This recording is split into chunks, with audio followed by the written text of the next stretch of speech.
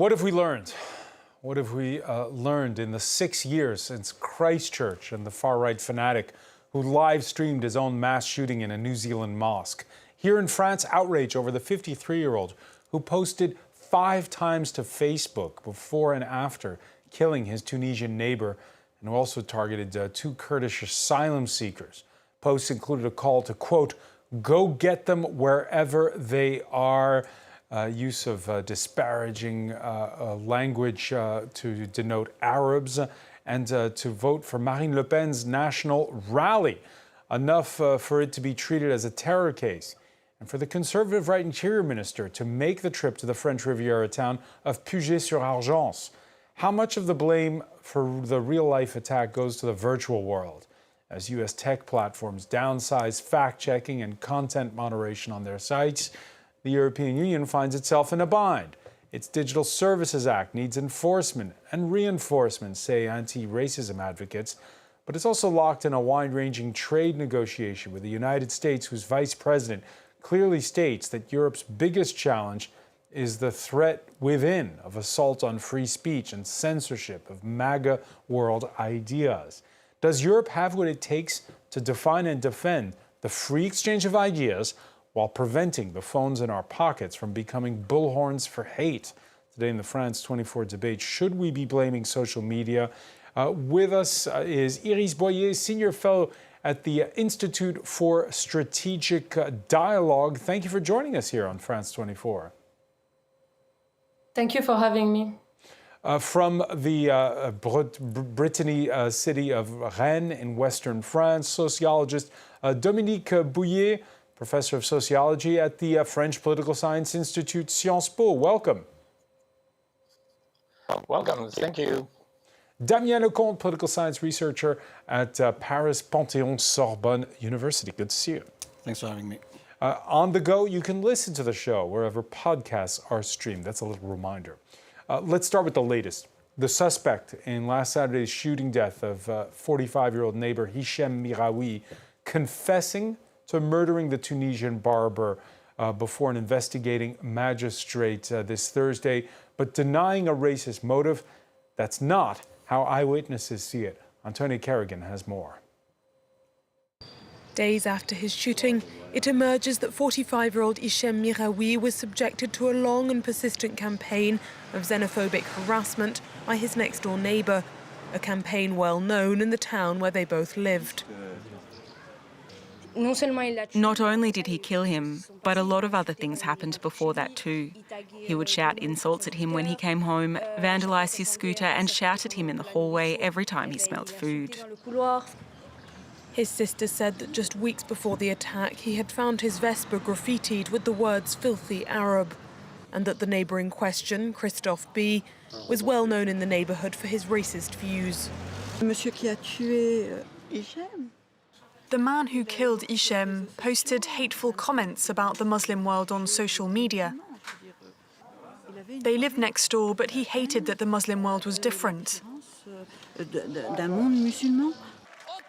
At a time when the hard-right National Rally is the largest party in the National Assembly and anti-immigration hardliners occupy high-level ministries in government, immigration has been put at the very centre of political debate, a fixation which critics say has loosened taboos on racism.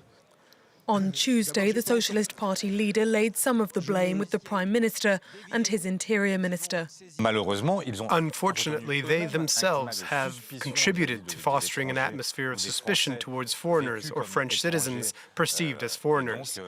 They are not responsible for the crime that was committed, but they do bear responsibility for the climate that, regrettably, surrounds public debate in France today. Christophe B. posted on social media both before and after the shooting, claiming responsibility for the attack and issuing a call to arms against North Africans. The NGO SOS Racism said the morning after the shooting that this crime must serve as a reminder to political office holders to be responsible in what they say. And by the way, we're also joined from the southern city of Avignon by Etienne Drouin, a lawyer at the law firm Hogan Lovel, specializing in personal data protection and cybersecurity. Thanks for joining us. Thank you for having me. Let me begin with Iris Boyer. This is, as we heard that clip of a neighbor talk about this is a murder where there were signals, both offline and online. Your thoughts on whether or not this could have been prevented? Yes, thank you.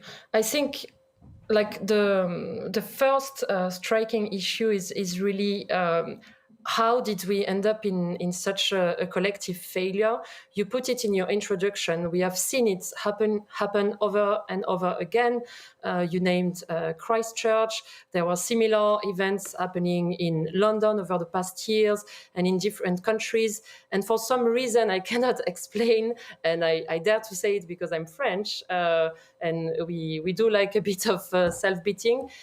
We still think we are special, and this will not happen here somehow. I think what's really problematic is this impression that we can have double standards, starting by really naming what it is, a racist motivated attack, and saying that it's essentially equals, it's very similar in its methodology as what we've been calling terrorism for over a decade now with Islamist extremism. Here we have the same. It's basically an ideologically motivated hate crime. So starting by calling a cat, I think is is already a step forward. But I think where really we are missing the point is if we try to apply some blanket solutions that are only tackling the tip of the iceberg. And for instance, content moderation is indeed crucial, but it cannot address the root causes of polarization. And again, whether it's government, whether it's the expert community, and I take responsibility also being a part of it, whether it's companies, their responsibility is to prevent it. So the researchers have been tracking it. I've been saying that there is a problem of far-right extremism. We've been documenting it over and over again from the time when something like the Great Replacement was just a very niche concept, and now it has become so mainstream that in France we even have a full mainstream expression, saying great replace someone, that the far right has been using, and now it's on mainstream media all the time. Yeah, so the great replacement. The great replacement, just for our viewers, is the idea that people in Europe are being replaced by immigrants, right? Yeah.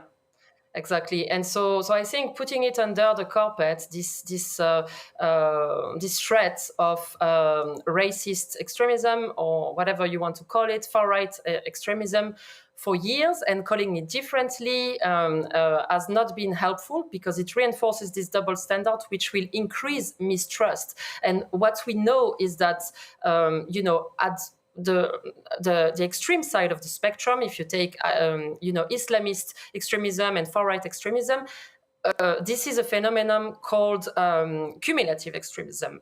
Both of them feed one another. Their agenda, their communication methodology, their communication agenda is set by one another, and they respond to one another. So it's about time we treat them and we enforce laws in a similar fashion.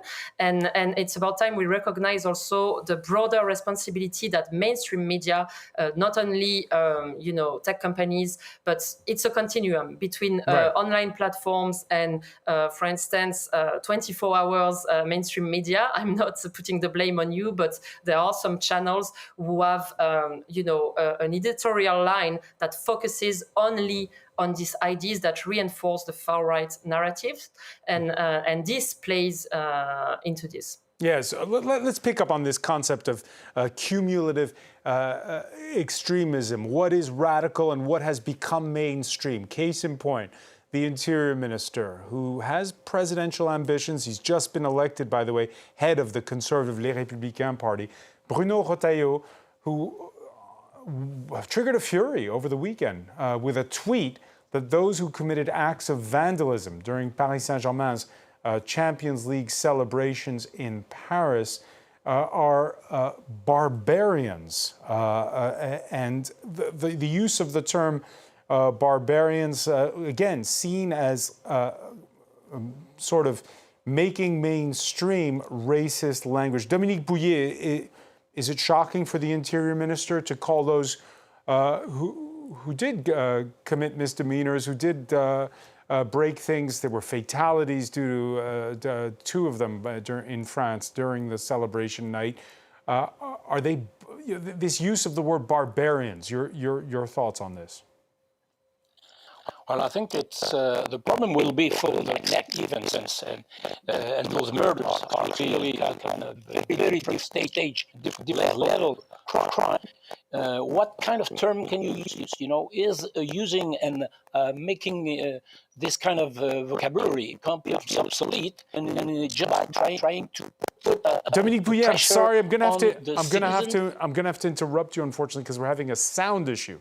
We're going to try to fix that as quickly as possible. Damien Lecomte, your thoughts on this issue? You know, again, and by the way, before I turn to you, the same Interior Minister employs the term barbarians. Fairness to him, he does go all the way down to Puget-sur-Argent, there, that suburb of the Riviera city of Fréjus, where he denounced this as a hate crime, and said so before Parliament. Let's take a listen. This crime was premeditated, and it bears a clear sign. It was premeditated because there were videos, and we seized weapons in the car. But above all, it bears a clear sign. It's clearly a racist crime. It's also undoubtedly an anti-Muslim crime, and perhaps even a terrorist one, since the CNAT has been alerted.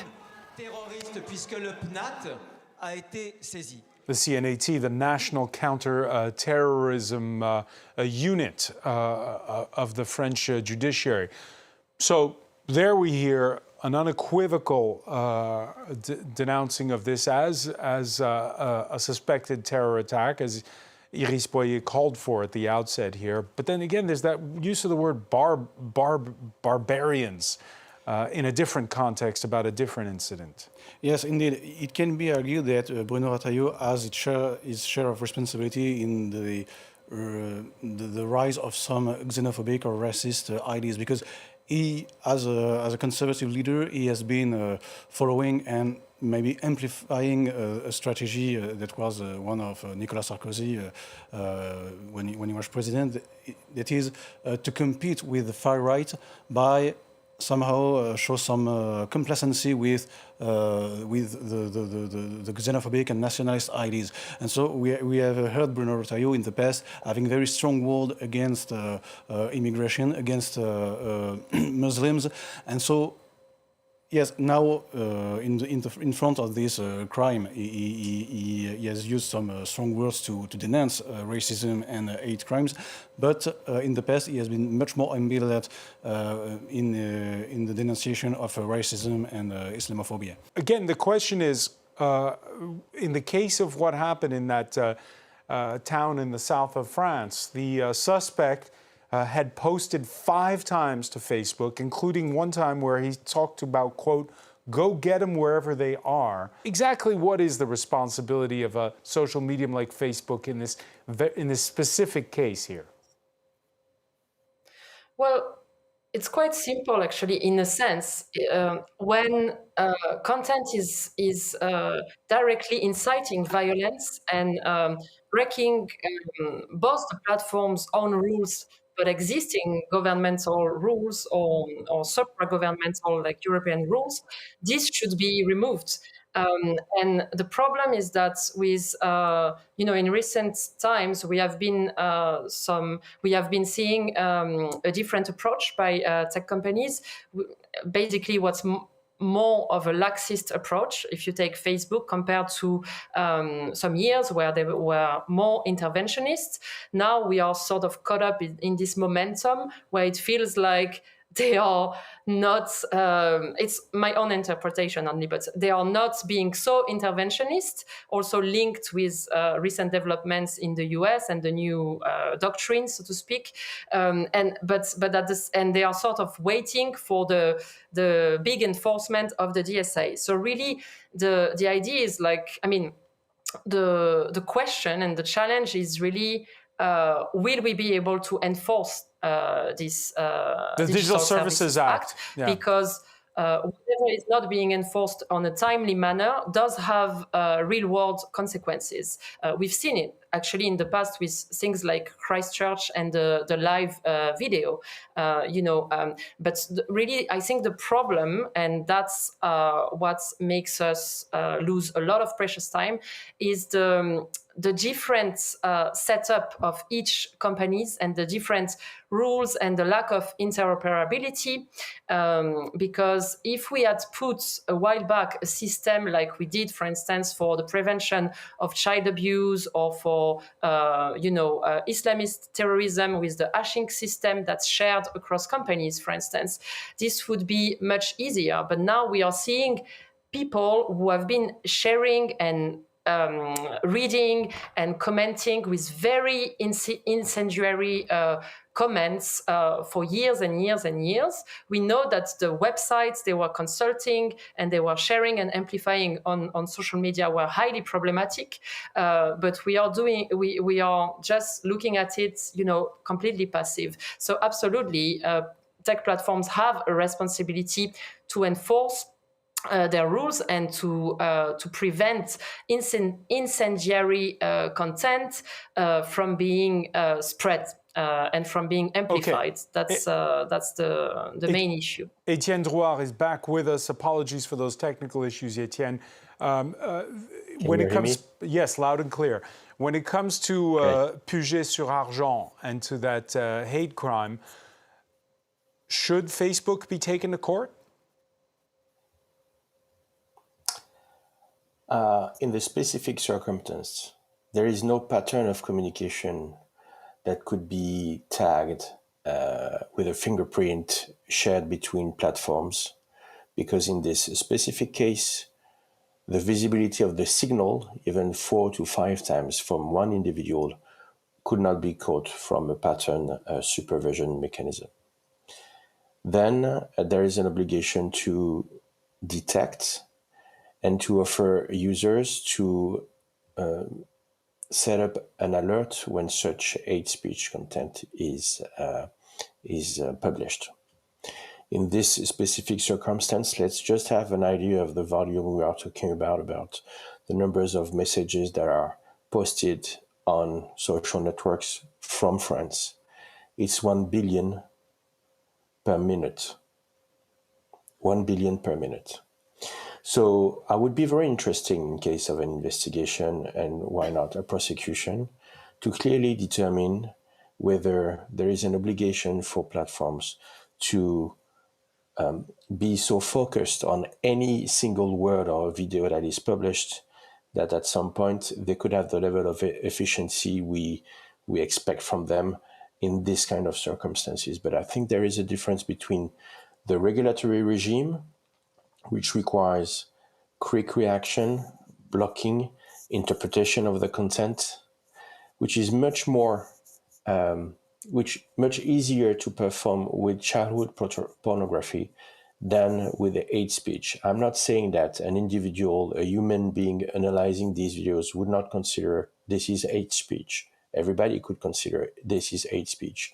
But how fast can you dedicate someone to view the video, make a decision, and delete the video from a social network with this level and amount of publishing actions every minute?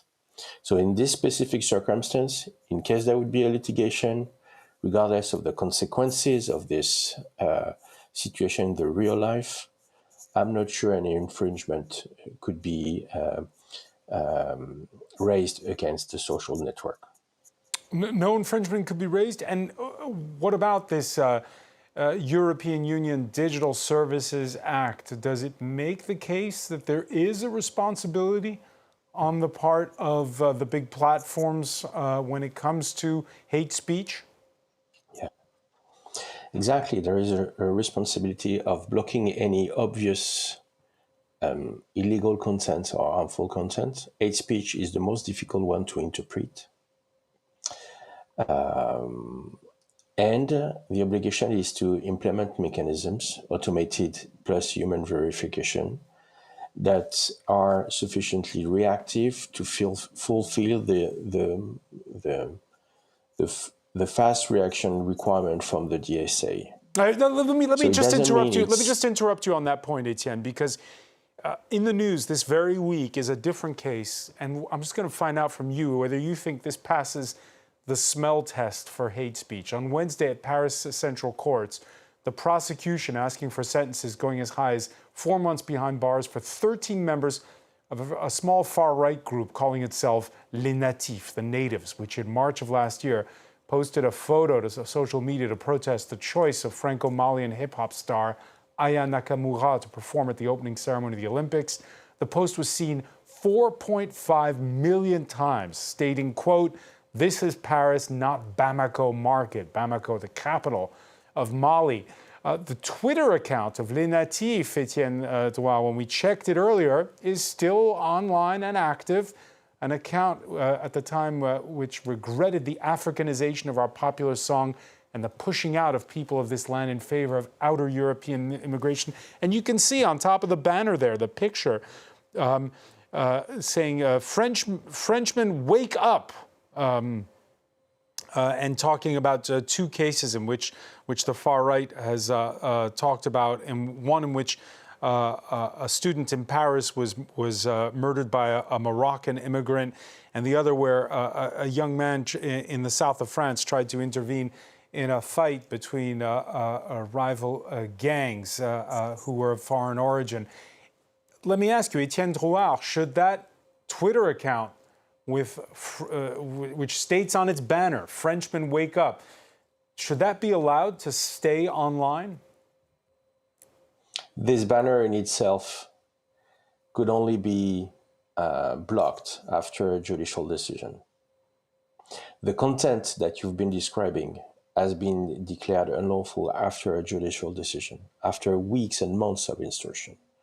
So there is a huge difference between the example that you describe, which results from the time for a judge to make a decision, and the almost real-time automated decision that the social network has to make about the qualification of a content. So you can prohibit and block a content, especially when you are a judge.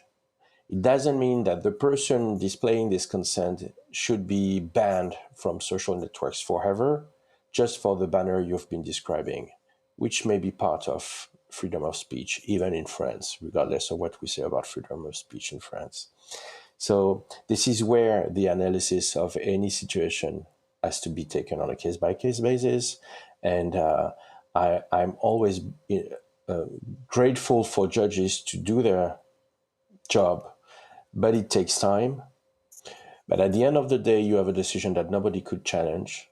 Instead of asking a perfect filtering mechanism coming from social networks that would have to react 100% of times in any situation. And there would be also a question of freedom of speech. So the balance between immediate reaction or long-standing analysis from a court is exactly where we need to find which situation can be addressed efficiently by which kind of response plan.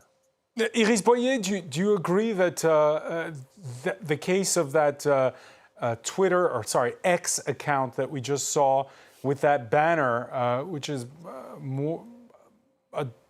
some would call it a dog whistle message, some would call it a blatant racist message, saying French people wake up, that is something only a judge can decide? Yeah, absolutely. And there is a broader context. And I think basically this is textbook, the kind of tendency we have that I think is highly problematic. Whenever like a problematic event happens, we focus on one piece of content, on one piece of action, or or the potential responsibility of one actor, in this case Facebook or X.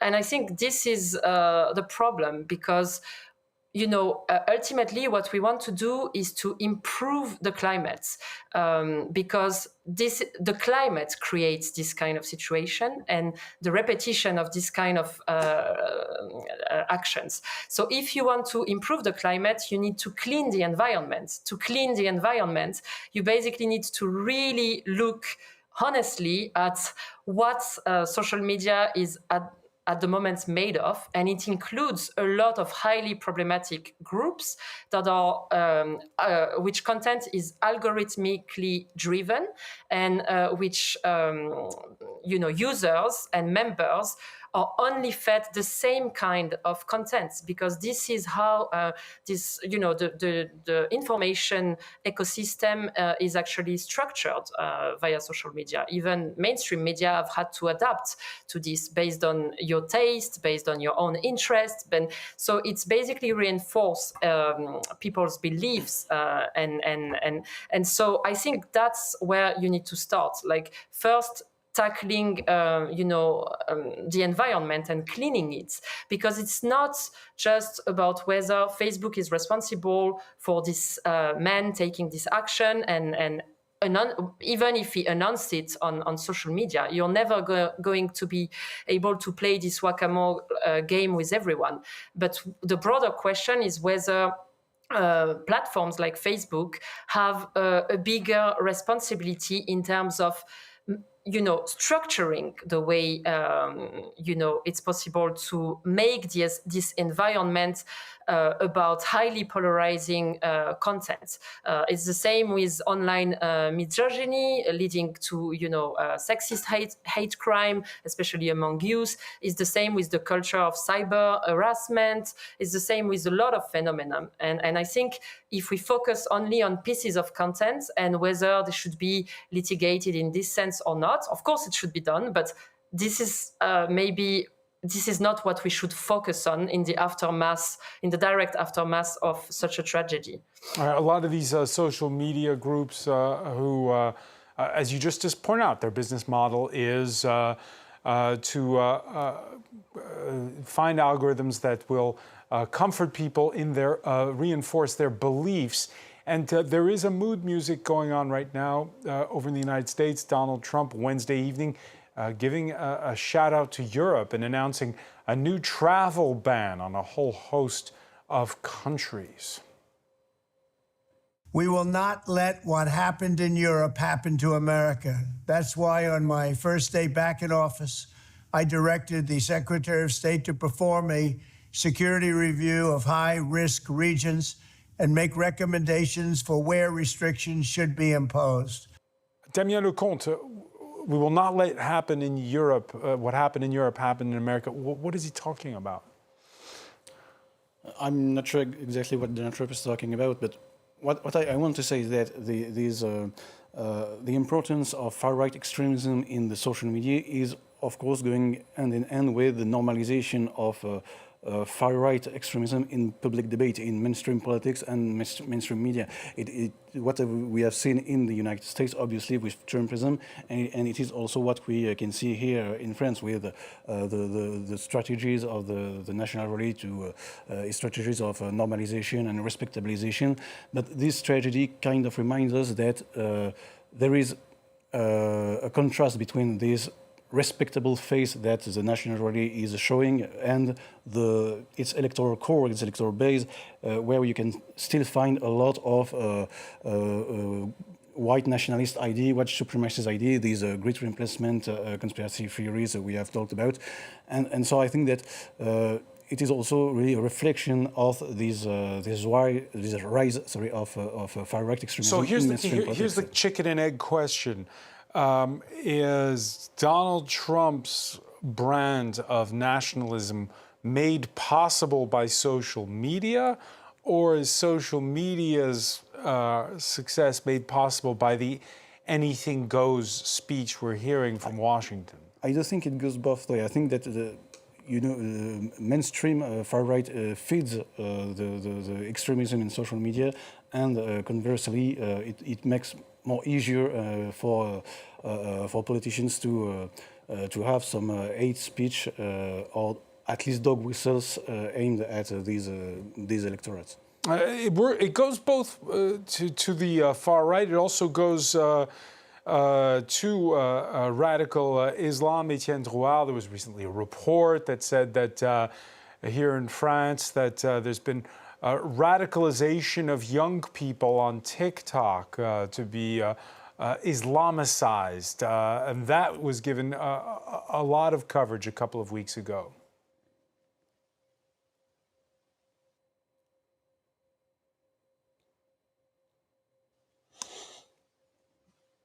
Can you hear me? Yes, loud and clear, Etienne Droual. Yeah, sorry.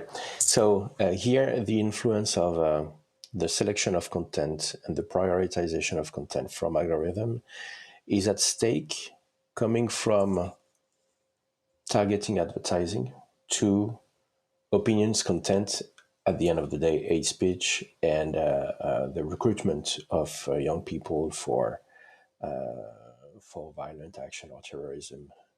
And the idea here is to combine the regulation of algorithms, the regulation of content moderation, in order to tackle those questions. It could be the example you gave, but also the influence on elections. And here, the tricky part for lawyers is to determine what is part of the feed of a content, what is the limit to the prioritization of content on some vulnerable people, especially youth. It's part of the DSA also to enforce it. And in France, the regulator is ARCOM, the regulator of communication and media. So the problem does exist. It is huge, but the articulation between the legislations and regulators to tackle it is not yet mature, because it's a mix between DSA, Digital Services Act, GDPR, minors protection, and also the Artificial Intelligence Act. So let me ask you about this, because we are not yet all set.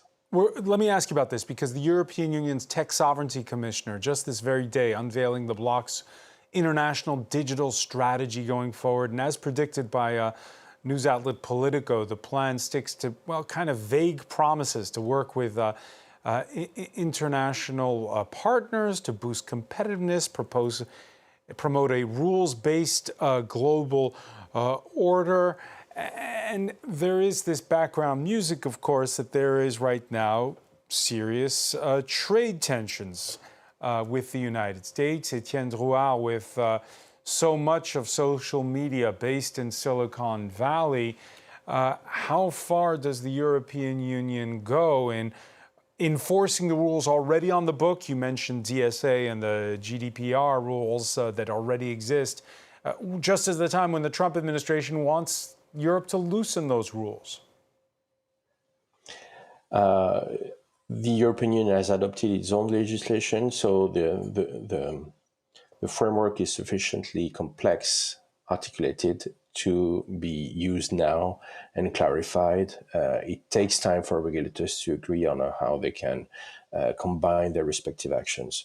So now the debate, which has this trade warfare in background, about how we would regulate social platforms, is in the law. It has to be now executed and clarified exactly for what we are trying to do this evening, to know who is responsible and what are the limits. And I think so far that since we've been adopting 12 huge pillars of legislation on digital during the past 5 years in Europe, we should now apply them instead of communicating only. Apply them means enforce them through regulators that know exactly what is their scope of intervention and how they combine together. And let me tell you that this puzzle is not easy to understand even for specialists, because these regulators just take action from their respective roles.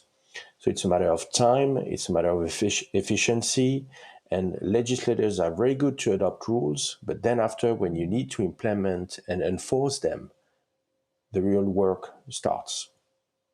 Iris Boyer, if there was one area in which you would like to see more enforcement, where would it be, and whose job is it? Would it be Brussels' job or the 27 nations to enforce the rules of this Digital Services Act? Great question.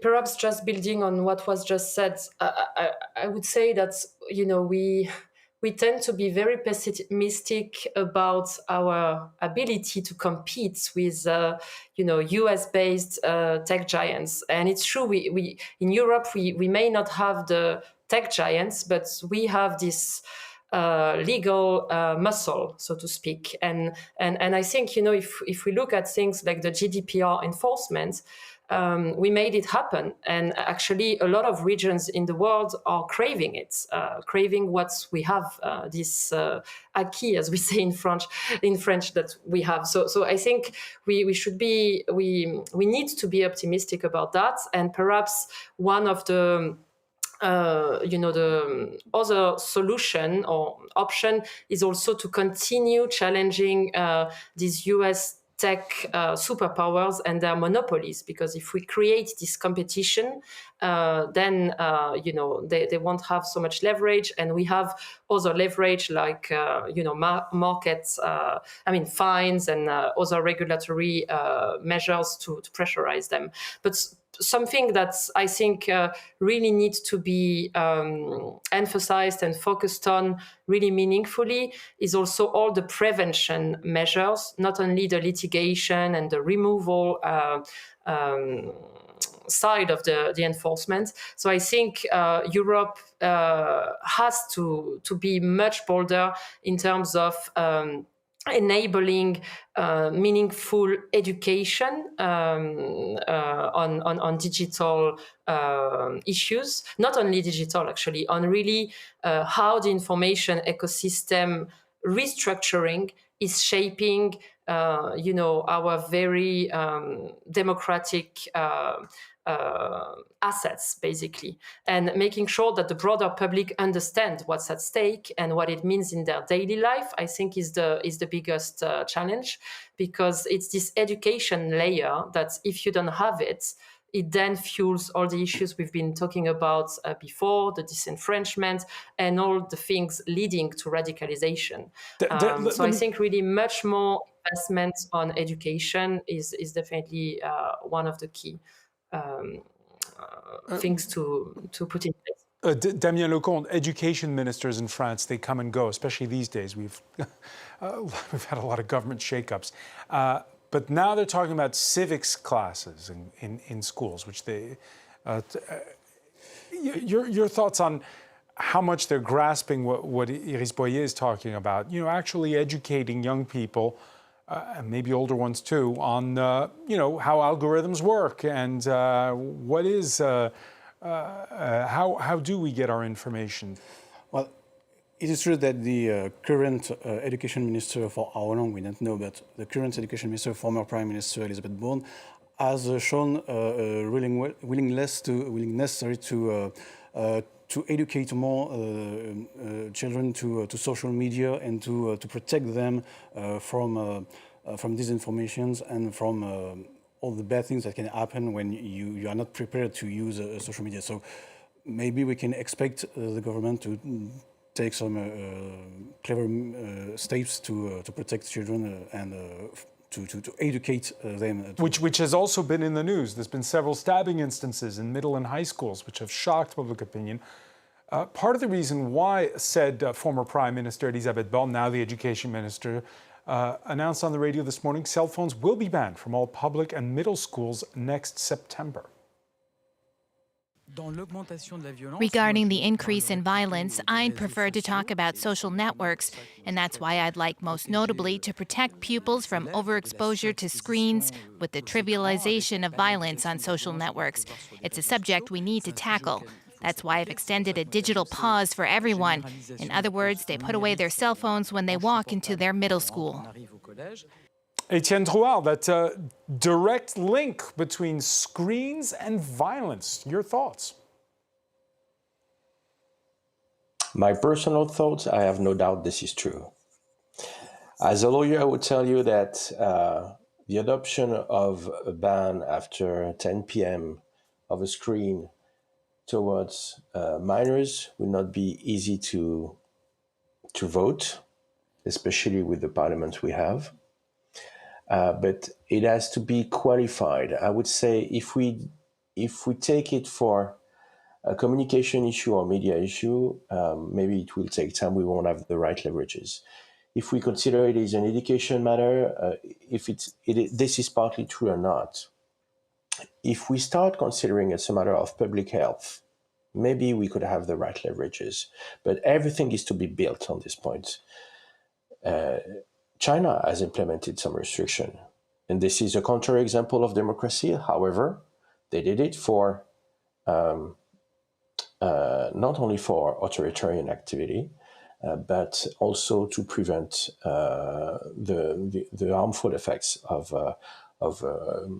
an excessive exposure to screens. And what is excessive in a situation from another? Lots of works are starting on this point. 10 years ago, we didn't have the same exposure as the one we have today. Algorithms were not as tribalizing as they are today, but adopting a rule like that requires, as Elizabeth Bond did, to test the population, to work on it, to have some studies, researches that could demonstrate something, and also find the right path to adopt a legislation on that this could issue. be Etienne qualified Drouin, as relating to health. We're going to have to leave it there, but seeing it as a public health issue, the way forward. Thank you so much for joining us from Avignon. I want to thank Iris Boyer for being with us as well. Damien Lecomte, thank you for being with us here in the France 24 debate.